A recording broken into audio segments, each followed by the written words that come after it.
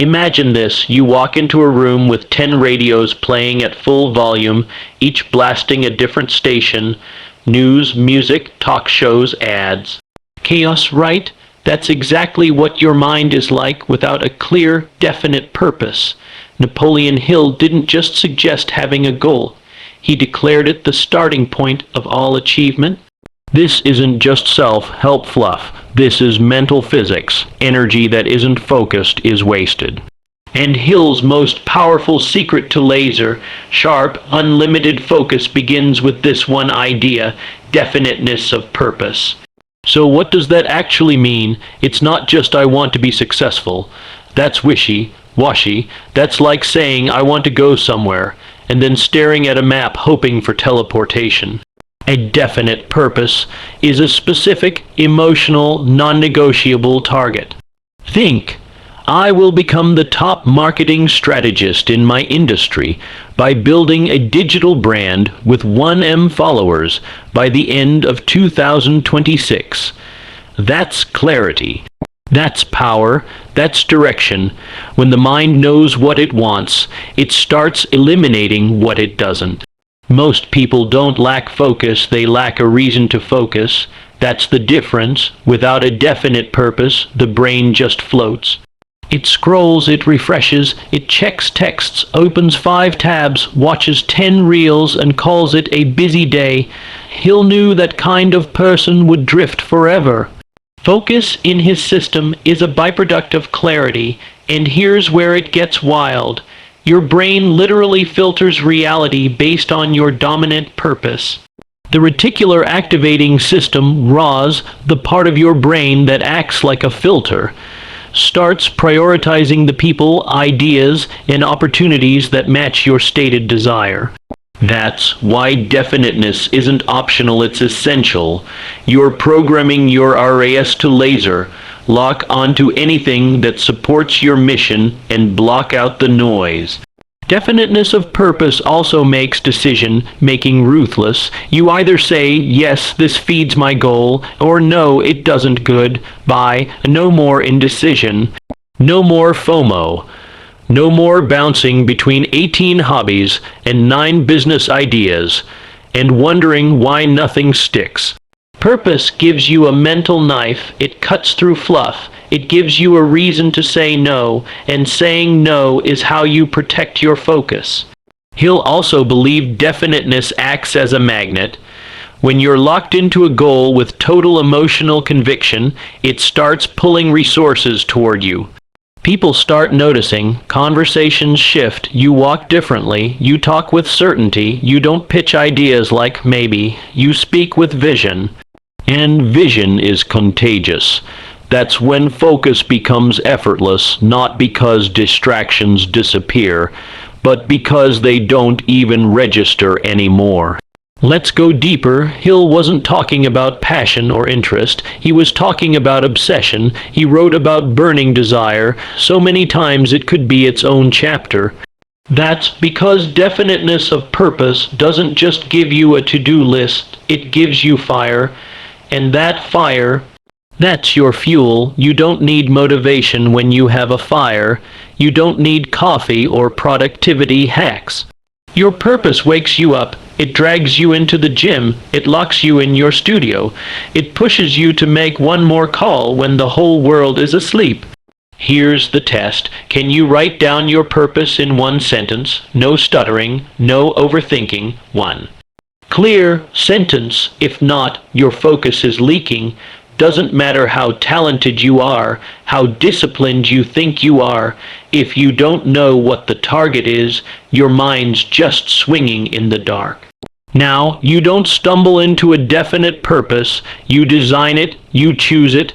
It's not something you wait for. It's something you build like a skyscraper, brick by brick. You ask yourself, what would make all this pain worth it? What outcome would I chase even if it took 10 years? You think long term.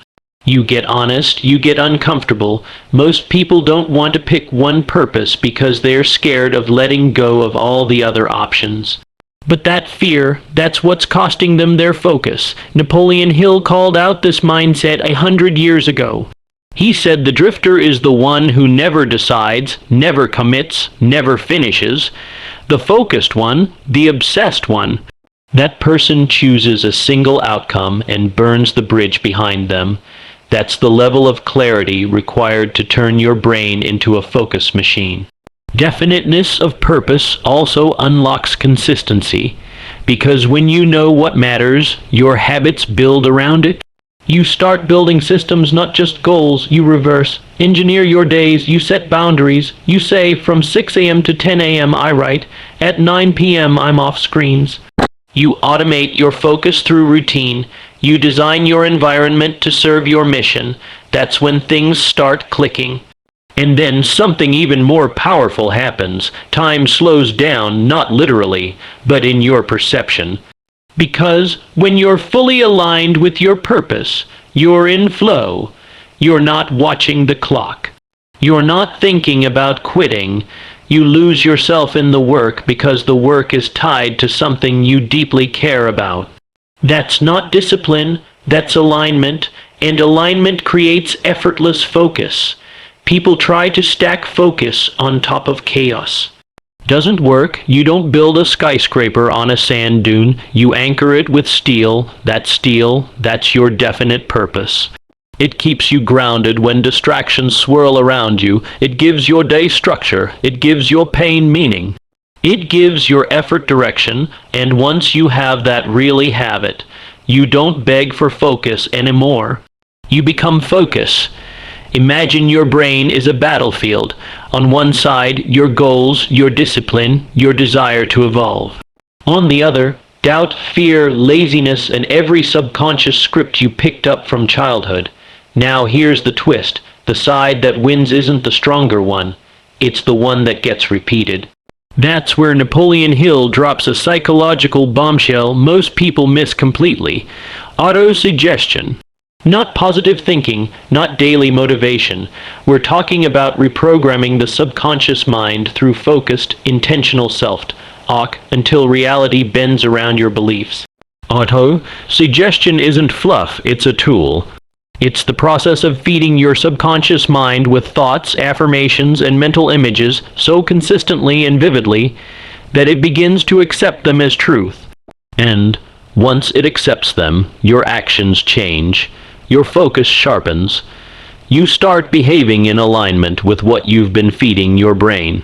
Hill wasn't guessing here. He laid it out like a formula. Whatever you impress upon the subconscious repeatedly with emotion and belief starts to manifest itself in real-world behavior. Let's get this straight. Your conscious mind is the gatekeeper, but it's not the king. It can set intentions, sure. But your subconscious, that's the part running your emotions, habits, impulses, focus levels, attention span, even what you notice when you walk into a room.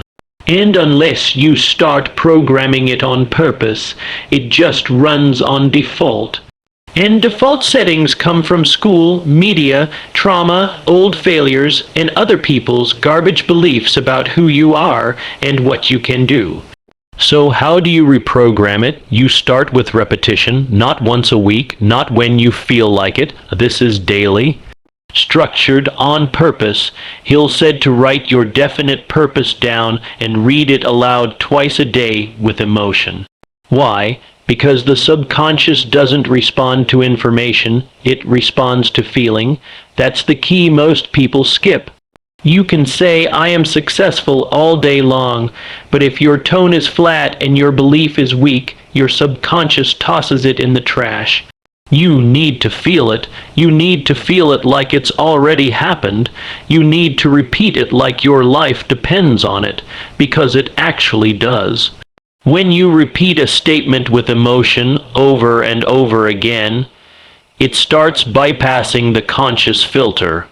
That filter, the skeptical, logical part of your brain, is what usually blocks new ideas, but repetition plus feeling wears that filter down. After enough cycles, your subconscious starts taking that message seriously, and once that happens, your behavior shifts without you even trying. Suddenly, you don't have to remember to focus. You just do. You don't force discipline. It feels natural. Your actions become automatic because they are aligned with the new internal blueprint. This is where focus goes from something you try to something you are. Because focus isn't a willpower game, it's a pattern game. If your inner narrative says I'm distracted, I'm lazy, I never finish anything, guess what? That's your reality. You will sabotage every good plan, but if your inner voice says I'm locked in, I see things through, my mind is a machine, and you say it with fire, with belief day after day, your subconscious gets the message, and once your subconscious believes something, your outer world starts catching up fast. There's science behind this too. Neural pathways strengthen through repetition. It's called neuroplasticity. Think of your thoughts like trails in a forest. The more often you walk a path, the more worn and automatic it becomes. Suggestion is how you carve a brand. New trail, at first it's rough, it feels fake. But keep walking it. Keep repeating those powerful, specific, emotionally charged phrases, and the old paths fade while the new one becomes the highway your brain naturally follows. Napoleon Hill even said the words must be spoken aloud, not just thought. Why? Because speaking adds another layer of sensory input. You're hearing your own voice, you're engaging your auditory system, it makes the message stronger. That's why people remember song lyrics better than textbooks. Your subconscious responds more deeply when more of your senses are involved. You're not just thinking the belief, you're hearing it, you're feeling it, you're seeing it in your mind. And this is crucial. Auto-suggestion is not just about saying the right things, it's about guarding what gets in. You could spend 5 minutes repeating I am focused, and then spend the next hour scrolling, consuming chaos, comparing yourself, and feeding your mind the opposite message. That cancels everything. You have to treat your mind like a vault. You don't let garbage in. You filter your inputs like your focus depends on it, because it does. Hill even went as far as saying that if you don't practice auto-suggestion consciously, it'll still happen. You'll just be programming your mind with whatever the world throws at you. Ads, headlines, pessimists, failures, fears. That's not neutral, that's negative suggestion. You're always being influenced. The question is, are you the one doing the influencing? Focus becomes nearly unlimited when your subconscious is fully aligned with your purpose. You don't battle yourself anymore. There's no friction. That's what most people never understand. The biggest thief of focus isn't social media. It's internal resistance. When your subconscious is saying this isn't you, every task becomes a fight. But when your subconscious says this is who we are, even hard work becomes automatic. Auto-suggestion clears that resistance. It doesn't erase obstacles, but it erases the part of you that gives up. And that shift, that's when your focus goes nuclear. You stop needing discipline hacks or perfect routines. Your purpose becomes part of your identity, and identity is the most powerful force in the human mind. Once you believe you are someone who is laser-focused, you act accordingly. That belief gets built through suggestion, deliberate, repeated, emotional suggestion. Picture this, you're standing at the edge of the ocean with no compass, no destination, no idea where you are going. You jump in and the current pulls you left, then right, then back, then forward. That's drifting. Napoleon Hill's greatest enemy of focus wasn't fear, laziness, or even failure. It was drifting. And if you're not intentional with your mind, your time, and your decisions, drifting becomes your default setting. It's invisible, it's slow, but it's lethal. It kills dreams in silence. You don't even know it's happening until years have passed and you're stuck in the same spot, wondering what went wrong. Hill described the drifter as someone who lives by chance. They wake up without a plan. They react instead of act. They say yes to anything, follow trends blindly, and avoid decisions out of fear of being wrong. But here's the real danger. The drifter thinks they're busy. They feel like they're doing something. They're always moving, always distracted, always half engaged. But there's no direction, no anchor, no clarity. That kind of mental chaos completely destroys focus. It's like trying to cut down a tree with a rubber knife. The opposite of drifting is decisiveness, and Hill emphasized this over and over. Successful people make decisions quickly and firmly. Drifters delay, doubt, and defer. Focus doesn't stand a chance in a drifting mind, because drifting leaves the door wide open to distraction. If you don't choose where your attention goes, someone else will. And most people have no idea how often they surrender their attention simply because they haven't made a firm decision about what matters most. Drifting starts with little things: hitting snooze 5 times, checking your phone before you even breathe, skipping your morning routine, pushing your goals to later. These aren't accidents, they're habits. And each one strengthens the identity of a drifter. Hill saw drifting as a mindset disease, the cure. Ruthless intention. Every action, every hour, every habit must be attached to your definite purpose. If it's not, it's drift, and drift spreads fast. Now here's the real kicker. Drifting often disguises itself as productivity. People bounce between 10 side projects, half-read books, scattered business ideas, and call it hustle. But if none of it is tied to a focused goal, it's just motion without meaning.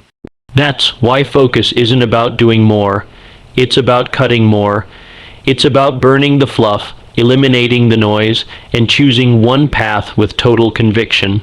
A drifter fears missing out. A focused person fears wasting their energy on things that don't move the needle.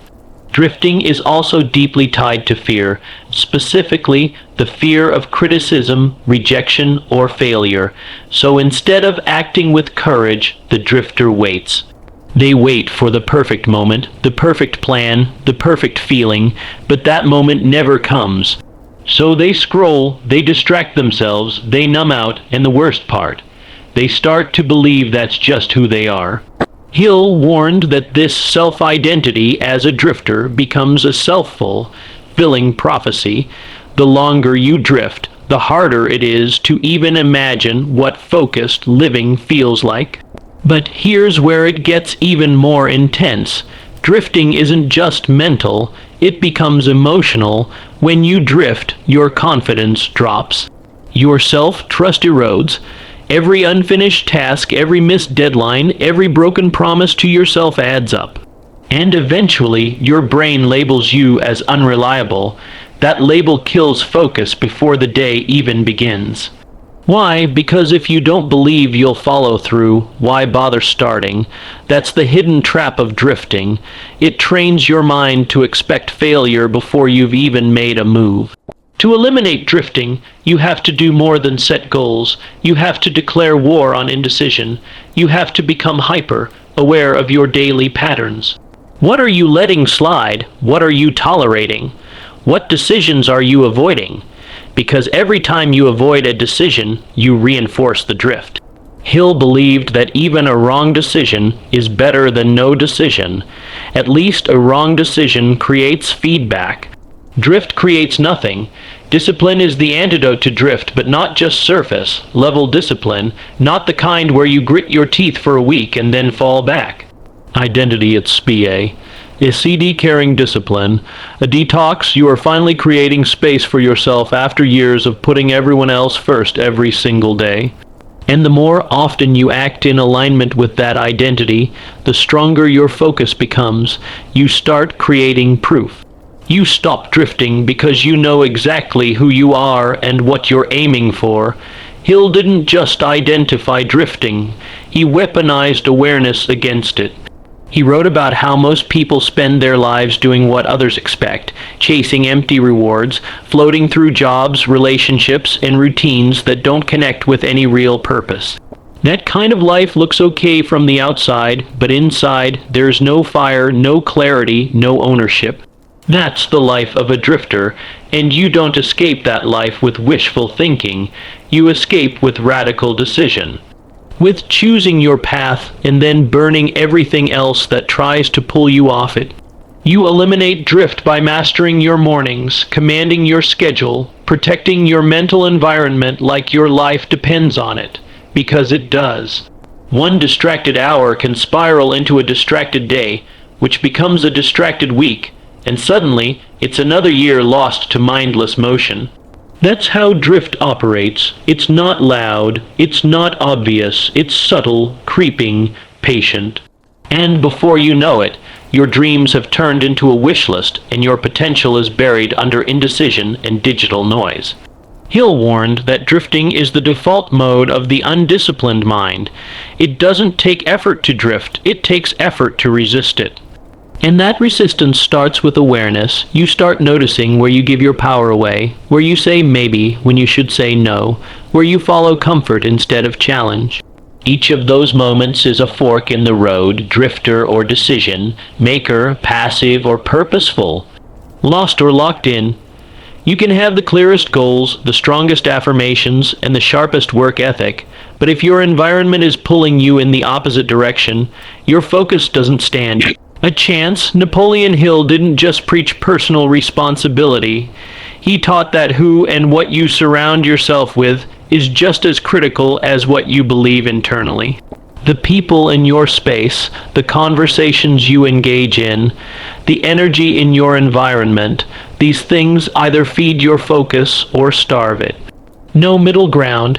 You either set yourself up for dominance or you let your surroundings dictate your outcomes. Hill introduced the concept of the mastermind, a group of like-minded individuals who come together in harmony, not just to brainstorm, but to create mental synergy.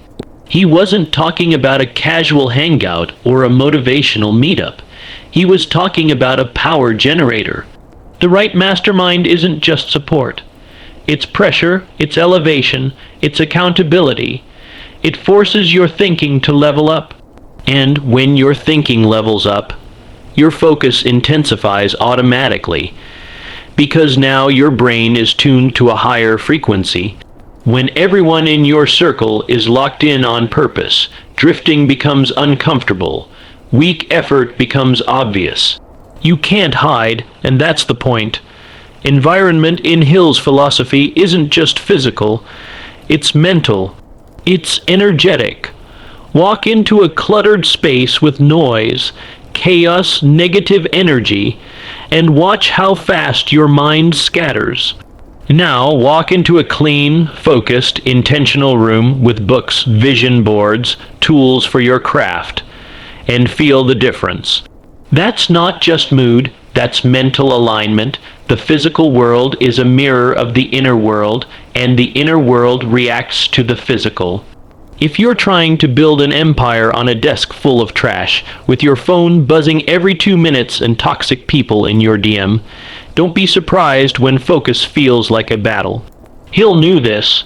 That's why he stressed the importance of environment with the same intensity he spoke about belief and desire. Because your subconscious mind is porous. It absorbs everything: attitudes, moods, energies, conversations. If you're constantly around people who doubt, complain, procrastinate, or gossip, that seeps into your internal narrative. You start adopting their pace, their standards, their mental habits. That's why proximity is power. And that power either amplifies your focus or dilutes it until you forget what you were chasing in the first place. Now take a second and think about your circle. Who are the 5 people you speak to the most? Are they on fire for something? Are they obsessed with growth? Do they push you to be sharper, faster, bolder? Or do they make excuses, settle for average, and get uncomfortable when you talk about goals? That right there is your mastermind, or your downfall. If you have to shrink your vision to make others feel comfortable, your environment is poisoning your focus. Period. Hill wasn't being metaphorical when he said the mastermind generates a third mind, a collective intelligence greater than any individual. He meant it literally. When minds with a shared purpose lock into a conversation, ideas spark, clarity sharpens, creativity explodes. You leave the table energized, clear, and focused, not because someone gave you a strategy, but because the frequency of the group activated your mind. That's not just motivation, that's transformation through exposure, and exposure is everything. You can't expect high-level focus when you're surrounded by low-level ambition. That's not judgment, it's psychology. Humans mirror behavior. If your environment treats excellence like obsession and distraction like normalcy, your focus will shrink to fit in.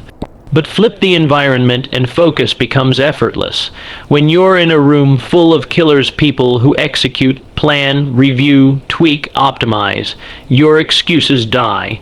Your pace increases. You feel pressure not from fear but from alignment. Everyone's moving forward and you either keep up or get left behind. That's the kind of pressure that produces diamonds. And let's talk about digital environment. Most people underestimate how much digital noise ruins their focus. Your algorithm is shaping your mind. Every scroll, every post, every opinion you consume is either reinforcing your purpose or dragging your attention into mental quicksand. Hill never lived in the social media era, but if he had, you better believe he would have put curate your digital environment right next to guard your subconscious. Because what you feed your brain consistently becomes your new normal. If your feed is filled with chaos, distractions, drama, and empty dopamine hits, then focus becomes unnatural. It becomes a fight against your inputs. But if your feed is clean, filled with vision, strategy, insight, growth, your mind starts staying in that lane even when you're offline. Environment is also about routine. What does your morning look like? What does your workspace look like? Are you waking up into chaos or into structure? Focus isn't just about sitting still, it's about eliminating the need to think about every little choice. You want to engineer your environment so that focus is the default. Water bottles filled, phones on do not disturb. Notebook open, light clean, tools ready, no friction, no resistance. When your environment is designed with your purpose in mind, focus becomes the easiest choice available. Now, let's go even deeper. Your environment also includes the way people speak around you. The language matters. If your circle jokes about failure, celebrates laziness, and mocks ambition, your brain internalizes those signals. It starts questioning your drive, but if your circle speaks in terms of impact, leverage, clarity, legacy, your language evolves. You start talking in solutions instead of problems, and that shift in language is a shift in focus. You start obsessing over what moves the needle, not what entertains the mind for 5 seconds. There's a reason high performers often make massive environment changes before they hit their breakthroughs. They move cities, they change gyms, they change friends, because they realize that no matter how disciplined they are, if the environment is constantly pulling them backward, they'll stay stuck in a loop. Focus is fragile in the wrong environment, but in the right one, it becomes unstoppable. It's not willpower, it's wiring. And wiring is always shaped by what you're surrounded by. Focus doesn't come from a calendar. It doesn't come from a planner or a to-do list or the newest app promising to boost productivity. True focus, the kind that turns decades of work into a few years of progress, comes from emotion, and Napoleon Hill knew it. He didn't write about sterile, robotic discipline. He wrote about burning desire because that's where real focus is born. Not in logic, in fire, in feeling. When your emotions are fully tied to your purpose, distraction loses its grip. Suddenly, you're not chasing goals, you're being pulled by them, magnetized, locked in, obsessed. Hill's entire philosophy hinges on one idea: Thoughts become things when they are fueled by emotion. Thoughts alone aren't enough. Everyone has thoughts, everyone has goals, but the people who bend reality, who move faster, build bigger, go deeper, they don't just think about what they want. They feel it, they attach a deep emotional meaning to it, and that meaning acts like rocket fuel. You cannot hustle someone who has a personal, emotional reason to win. Their focus is different. It's instinctive, it's primal, it's not something they have to remind themselves to do. It's built into their nervous system. Think about the last time you were obsessed with something, not interested obsessed. Maybe it was a person. Maybe a project, maybe a performance. You didn't have to force yourself to focus. You didn't need a trick. You weren't checking your phone every 5 minutes. You were in it, fully. That's what emotion-driven focus looks like. It's immersive. It shuts out the world. And Hill wasn't saying you need to be emotional in general. He was saying you need to channel your emotions toward a purpose so specific, so personal, so loaded with meaning, that it takes over your mind like a song stuck on loop. Most people try to use logic to stay focused. They set deadlines, they make checklists. They tell themselves why they should do something. But should never works. Should is weak. Should is forgettable. Emotion cuts through all that. Emotion makes it urgent. It makes it personal. Hill talked about desire in terms of intensity. He said it had to be white, hot. Not casual, not mild, not polite, white, hot. That's not about volume. It's about energy. The kind of energy that keeps you thinking about the goal even when you're not working. The kind that shows up in your body language, in your voice, in the way you attack the task. That's where focus becomes effortless. Because now, it's not about remembering what to do, it's about feeling pulled to do it. People forget that the brain follows emotion. Your attention span, your mental clarity, your ability to block out noise. It's all connected to how strongly you feel about what you're doing. If you don't care, your mind drifts. If you do care, deeply emotionally, your mind locks in. It shuts out distractions like a sniper blocking out the crowd. That kind of tunnel vision can't be forced. It has to be felt, and it's built brick by brick through emotional connection to your goals. Hill didn't just say want it badly. He said you had to see it, feel it, taste it in your imagination. You had to make it real in your mind first. That mental movie soaked in emotion is what activates the subconscious. Because your subconscious doesn't respond to data. It responds to drama, vividness, intensity. That's why the goals you're mildly interested in never manifest. They're too weak to change your behavior, but the goals that live in your chest, the ones that make your heart race when you visualize them, those goals start shaping your entire life, from how you talk to how you sleep. Emotion-driven focus also gives you stamina. People ask how to stay consistent, how to push through the boring parts, how to show up day after day. The answer, emotion. You tie the work to something that matters on a soul, deep level. Now it's not just another task, it's a step towards something sacred. Something that hits you in the gut, whether it's freedom, impact, legacy, family, redemption, revenge. It doesn't matter what the driver is. It just has to matter. That's what builds unbreakable focus. When you know why you're doing it, and that why lights you up, the focus shows up automatically. And it's not just about positive emotions either. People think you need to be inspired all the time to stay focused. Not true. Hill understood that pain can be just as powerful. Anger, frustration, shame. If you transmute it, if you aim it, it becomes fuel. Some of the most focused people on the planet built their empires with a chip on their shoulder.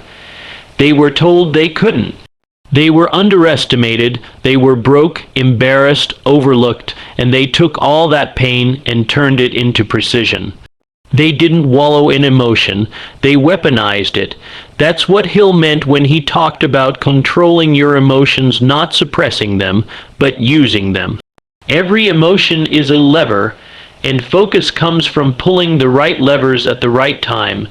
If your goal is just a number on a page, it's forgettable. But if it's tied to a childhood promise, a defining moment, a deep hunger for something more, that's when it becomes unshakable. That's when your nervous system locks in and says, "We have to do this. There is no plan B." That's the level Hill was teaching. Not try your best, not be productive. He was saying you need a goal that makes your blood boil if you don't hit it. A vision that's so emotionally charged you'd rather burn out chasing it than stay where you are. That's the truth no one wants to admit. Focus isn't a technique, it's an emotional state. And emotional states are created, not discovered. You build them by getting real with yourself, by digging into your past, by figuring out what moves you, scares you, drives you. And then you pour all of it, every drop, into your purpose. That's when the distractions fade. That's when the excuses get quiet, not because they disappeared, but because they don't matter anymore. You're not just thinking about your goal. You feel it in your bones, and when the feeling is strong enough, the focus takes care of itself.